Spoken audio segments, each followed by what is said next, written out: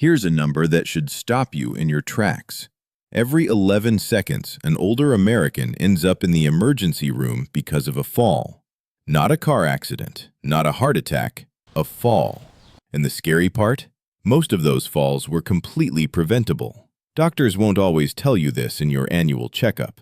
The pharmaceutical industry definitely won't advertise it. But there are 5 specific movements, no gym membership, no expensive equipment, no trainer required, that American seniors who practice consistently are statistically far less likely to ever need a walker, a wheelchair, or long-term care. I'm not talking about light stretching. I'm talking about movements that literally rewire your nervous system, pump blood through your legs like a second heart, and rebuild the muscle your body has been quietly losing since your 40s. Stick with me until the end, because the 5th movement is the one most people completely overlook, and it might be the most important of all. Here's the truth that most Americans over 60 aren't hearing. Your body is not done. Not even close. Research from the National Institute on Aging confirms what top physiotherapists already know. The human body retains the ability to build muscle, improve balance, and restore circulation at any age, including your 70s, 80s, and even 90s.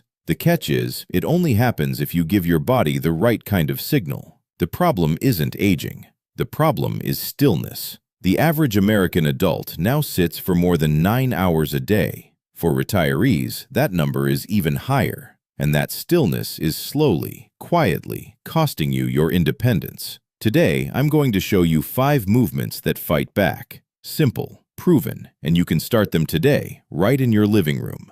Let's start with the foundation of everything, leg strength. After 60, the body begins losing muscle at an accelerated rate, a condition doctors call sarcopenia. And the first muscles to go? Your legs. Specifically, your quads, hamstrings, and glutes, the same muscles that let you stand up from your couch, climb the stairs in your home, or get in and out of your car without thinking twice. The movement that targets all of these at once is the chair squat. And no, this is not the terrifying barbell squat from a gym video. This version was designed for real people living real lives. Here's how. Sit on a sturdy chair, kitchen chair, dining room chair, anything solid. Place your feet flat on the floor, about hip-width apart. Cross your arms over your chest. Now, slowly stand up and slowly sit back down. That's it. That's the movement. Start with 8 to 10 repetitions. Rest. Do another set if you feel up to it. If even that feels like too much at first, that's okay. Use your hands on the armrests for the first week, then graduate to crossing your arms.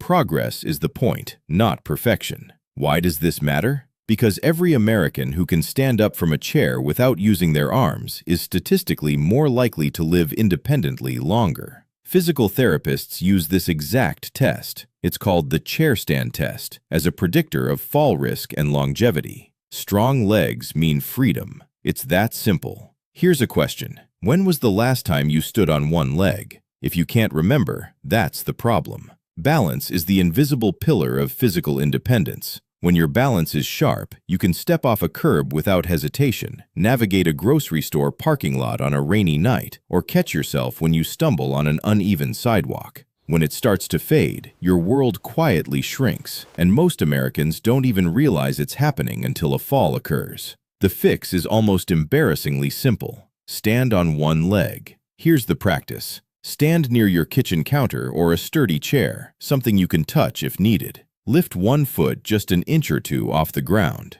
Hold. Start with 15 seconds, then switch legs. You'll probably notice immediately that one side feels shakier than the other. That's normal. Everyone has a weaker side. The goal is to build both sides up over time, working toward 30 seconds, then a minute per leg. Once 30 seconds feels comfortable, try closing your eyes for a few seconds. When vision is removed, your muscles, joints, and brain are forced to communicate at a much higher level. It's challenging, but that challenge is exactly what rebuilds the balance system. Here's a fact worth knowing. Stanford researchers have found that seniors who practice balance training regularly show improvements not just in physical stability, but in memory and cognitive function as well. When you train your balance, you're not just protecting your body, you're protecting your mind. This one doesn't look impressive, but cardiologists and vascular surgeons know something most people don't. Your calf muscles are your second heart.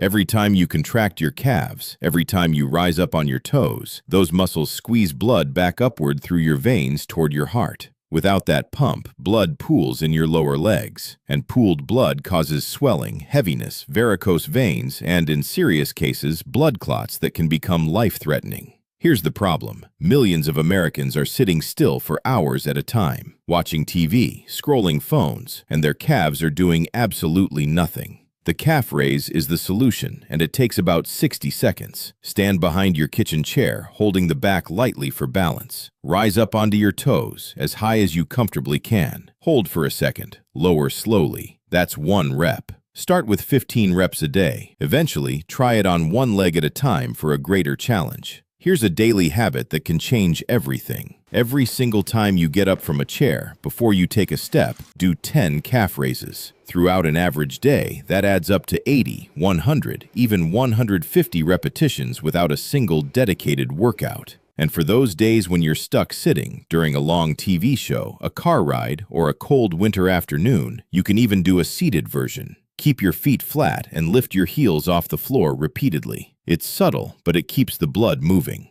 Unlike some of these exercises that you'll do every other day, calf raises should become a daily habit. Your heart doesn't take days off, and neither should your second heart. Take a look around at older Americans walking through a mall or a park, and you'll notice something. Many of them are slightly hunched forward, taking small, cautious steps with visible lower back pain. That's not just old age, that's weak glutes. The gluteus muscles, the large muscles in your backside, are responsible for keeping your pelvis level, your spine upright, and your walk powerful. When they weaken, your lower back takes the strain instead. The result is the posture, the pain, and the shuffling gait you see too often. The glute bridge fixes this, and you do it lying down. Here's how. Lie on your back on a firm surface, a yoga mat, carpet, or even a firm bed. Bend your knees and plant your feet flat, about hip-width apart. From here, press through your heels and lift your hips toward the ceiling until your body forms a straight line from your shoulders to your knees. Squeeze your glutes at the top. Hold 2 to 3 seconds. Lower slowly. Start with 10 repetitions. As you get stronger, hold the top position longer. American physical therapists frequently use this exact movement in post-fall rehabilitation because it rebuilds the posterior chain, which is the muscular highway running from your heels to the back of your head. When that chain is strong, your posture improves, your back pain decreases, and your walking becomes more confident and powerful. We saved this one for last, and it might be the most overlooked exercise in senior fitness: side leg raises.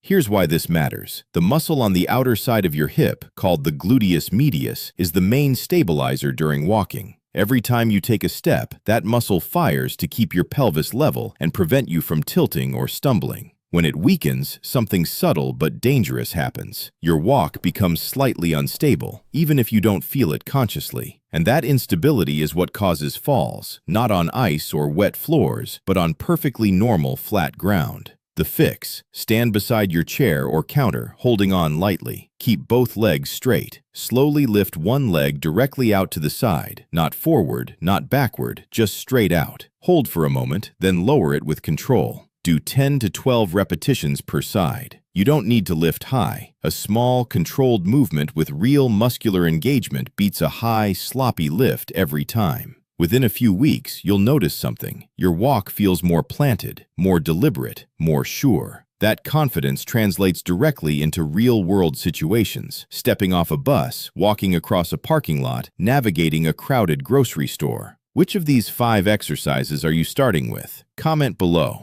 I read every single one.